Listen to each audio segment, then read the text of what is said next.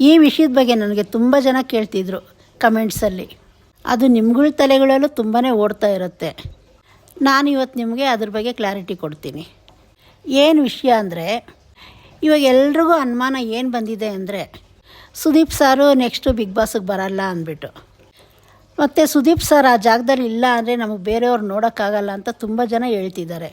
Sudeep sir ಇಲ್ಲ ಅಂದರೆ ಆ ಜಾಗಕ್ಕೆ ಯಾರು ಬರ್ಬೋದು, ಮತ್ತು ಯಾರು ಬಂದರೆ ಸುದೀಪ್ ಸರ್ ಥರ ನಡೆಸ್ಕೊಡ್ತಾರೆ, ಈ ವಿಷಯದ ಬಗ್ಗೆ ತುಂಬ ಜನ ಕೇಳ್ತಿದ್ರು. ನಾನು ಈ ವಿಡಿಯೋದಲ್ಲಿ ನಿಮಗೆ ಒಂದೊಂದೇ ಕ್ಲಾರಿಟಿ ಕೊಡ್ತೀನಿ. ಈಗ ಕನ್ನಡ ಬಿಗ್ ಬಾಸ್ ಅಂದ್ರೆ ಸುದೀಪ್ ಸರ್ ಅಂದ್ಬಿಟ್ಟು ಎಲ್ಲರ ತಲೆಯಲ್ಲಿ ಕೂತ್ಕೊಂಡಿದೆ. ಅವ್ರನ್ನ ಬಿಟ್ಟು ಆ ಜಾಗದಲ್ಲಿ ಬೇರೆಯವ್ರನ್ನ ಕಲ್ಪನೆ ಮಾಡ್ಕೊಳ್ಳೋಕ್ಕೂ ಆಗಲ್ಲ. ಆ ರೀತಿ ಆಗಿದೆ. ಯಾರಿಗೂ ಆ ಜಾಗದಲ್ಲಿ ಸುದೀಪ್ ಸರ್ನ ಬಿಟ್ಟು ಬೇರೆಯವ್ರು ನೋಡೋದಕ್ಕೆ ಇಷ್ಟಪಡ್ತಿಲ್ಲ. ಈಗ ಸುದೀಪ್ ಸರ್ ಅವರು 12 ಸೀಸನಿಂದ ನಡೆಸ್ಕೊಂಬಂದಿದ್ದಾರೆ. ಆದರೆ ಈ 2 ಸೀಸನಿಂದ ಸ್ವಲ್ಪ ನೆಗೆಟಿವ್ ಬಂತು.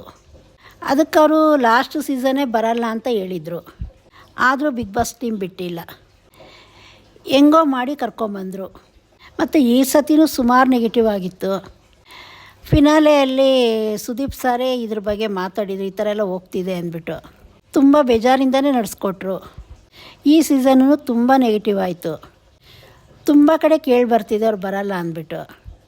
ಮತ್ತೆ ಅದೇ ರೀತಿ ಬಲವಂತ ಮಾಡಿ ಸುದೀಪ್ ಸಾರನ್ನ ಕರ್ಕೊಂಬರ್ತಾರ, ನೋಡೋಣ. ಮತ್ತು ಇದ್ರ ಬಗ್ಗೆ ನಾನು ಇನ್ನೊಂದು ಕ್ಲಾರಿಟಿ ಕೊಡಬೇಕು. ಈಗ ಬಿಗ್ ಬಾಸ್ ಮನೆಯಲ್ಲಿ ವಾರ ಎಲ್ಲ ತುಂಬ ವಿಚಾರ ನಡೆದಿರತ್ತೆ. ಅದರಲ್ಲಿ ಇದ್ರ ಬಗ್ಗೆ ಏನು ಅಂದ್ಕೊಳ್ತಾರೆ, ಸುದೀಪ್ ಸರ್ ಬಂದು ಇದ್ರ ಬಗ್ಗೆ ಎಲ್ಲ ಮಾತಾಡ್ತಾರೆ ಅಂತ ಅಂದ್ಕೊತಾರೆ. ಸುದೀಪ್ ಸಾರು ಅದ್ರ ಬಗ್ಗೆ ಮಾತಾಡಿರಲ್ಲ. ಅದ್ರ ತಪ್ಪು ಅವ್ರದ್ದಲ್ಲ. ಆ ಬಿಗ್ ಬಾಸ್ ಟೀಮು ಏನು ಸ್ಕ್ರಿಪ್ಟ್ ಬರ್ಕೊಟ್ಟಿರ್ತಾರೆ ಅದನ್ನು ಬಂದು ಸುದೀಪ್ ಸರ್ ಮಾತಾಡ್ತಾರೆ. ಮತ್ತು ಸುದೀಪ್ ಅವ್ರು ಬರಲಿಲ್ಲ ಅಂದರೆ ಯಾರು ಬರ್ಬೋದು, ಇದು ಎಲ್ಲರ ತಲೆಯಲ್ಲೂ ತುಂಬಾ ಓಡ್ತಾ ಇರುತ್ತೆ. ನಮಗೆ ಕೇಳಿ ಬಂದಿರೋ ಪ್ರಕಾರ ಇದಕ್ಕೆ ನೆಕ್ಸ್ಟ್ ಆಪ್ಷನ್ ಇರೋದು ರಿಷಬ್ ಶೆಟ್ಟಿ ಅವರು. ಯಾಕಂದರೆ ಇದು ಲಾಸ್ಟು ಸೀಸನ್ನೇ ಸಾಕಷ್ಟು ಹರಿದಾಡ್ತಾ ಇತ್ತು. ಸುದೀಪ್ ಸರ್ ಅವ್ರು ಬರಲ್ಲ ಅಂದಾಗ ಬಂದಿದ್ದೇ ಇವ್ರ ಹೆಸರು. ಇವ್ರು ಬಂದರೆ ಯಾವ ರೀತಿ ನಡೆಸ್ಕೊಡ್ತಾರೆ ನೋಡಬೇಕು. ನಾನು ತುಂಬ ಶೋಗಳಲ್ಲಿ ಇವ್ರು ನೋಡಿದ್ದೀನಿ. ಇವ್ರ ಮಾತೆಲ್ಲ ತುಂಬ ಚೆನ್ನಾಗಿ ಮಾತಾಡ್ತಾರೆ, ತುಂಬ ಚೆನ್ನಾಗಿ ತಮಾಷೆನೂ ಮಾಡ್ತಾರೆ. ಆದರೆ ಅದ್ರ ಜೊತೆ ಅಲ್ಲಿರೋ ವಿಚಾರಗಳನ್ನ ಯಾವ ರೀತಿ ಮಾತಾಡ್ತಾರೆ ಅಂದ್ಬಿಟ್ಟು ನೋಡಬೇಕು. ಅಲ್ಲಿ ಏನಂದರೆ ಜನಗಳಿಗೆ ಮನೋರಂಜನೆಯೂ ಕೊಡಬೇಕು, ಅದಕ್ಕೆ ತಮಾಷೆ ಮಾಡಲೇಬೇಕು. ಮತ್ತು ಆ ಮನೆಯಲ್ಲಿ ನಡೆದಿರೋ ವಿಚಾರಗಳನ್ನ ಸೀರಿಯಸ್ಸಾಗೂ ಮಾತಾಡಬೇಕು.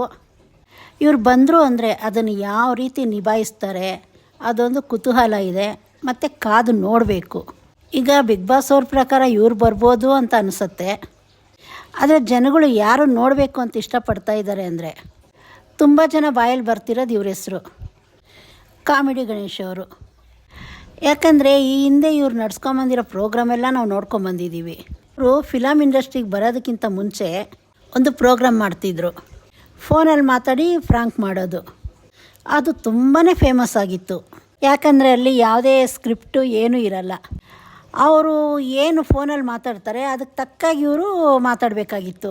ಅದರಲ್ಲಿ ಗಣೇಶು ಯಾವ ರೀತಿ ಅಂದ್ಬಿಟ್ಟು ನಾವೆಲ್ಲ ಮೊದಲೇ ನೋಡಿದ್ದೀವಿ. ಎಲ್ಲರೂ ಅಷ್ಟೇ, ಯಾವುದೇ ಪ್ರೋಗ್ರಾಮ್ ಅವ್ರು ಮಾಡ್ಕೊಂಬಂದ್ರೇನು ಎಲ್ರಿಗೂ ಅವ್ರ ಮಾತಿಂದ ತುಂಬಾ ತಮಾಷೆ ಮಾಡ್ತಾರೆ, ಇಷ್ಟ ಆಗುತ್ತೆ. ಅವರು ಟೈಮಿಂಗ್ ತುಂಬ ಚೆನ್ನಾಗಿದೆ. ಯಾರಾದರೂ ಏನಾದರೂ ಮಾತಾಡಿದ್ರೆ ಅದಕ್ಕೆ ತಕ್ಕಾಗಿ ರೀಪ್ಲೇ ಕೊಡ್ತಾರೆ. ಅಕಸ್ಮಾತ್ ಗಣೇಶ್ ಅವ್ರು ಏನಾದರೂ ಬಿಗ್ ಬಾಸಿಗೆ ಬಂದರೆ ತುಂಬ ಚೆನ್ನಾಗಿ ನಡೆಸ್ಕೊಡ್ತಾರೆ ಅಂತ ನಮ್ಗೆ ಅಭಿಪ್ರಾಯ. ನಿಮಗೆ ಯಾರು ನೋಡಬೇಕು ಅಂತ ನೀವು ಇಷ್ಟಪಡ್ತಿದ್ದೀರಾ ಕಮೆಂಟಲ್ಲಿ ತಿಳಿಸಿ. ಮತ್ತು ಇವ್ರು 3 ಜನನ ಬಿಟ್ಟರೆ ನಿಮ್ಮ ತಲೆಯಲ್ಲಿ ಬೇರೆ ಯಾರಿದ್ದಾರೆ ಅಂತ ನೀವು ಕಮೆಂಟಲ್ಲಿ ತಿಳಿಸಿ. ಮತ್ತು ಚಾನಲ್ ಸಬ್ಸ್ಕ್ರೈಬ್ ಮಾಡೋದು ಮರಿಬೇಡಿ.